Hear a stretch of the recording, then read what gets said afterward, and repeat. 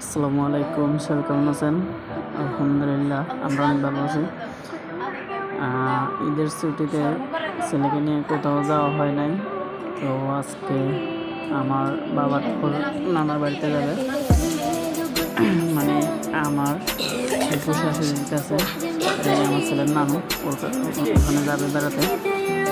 তো এই ছেলেকে নিয়ে একটু মজা করলাম।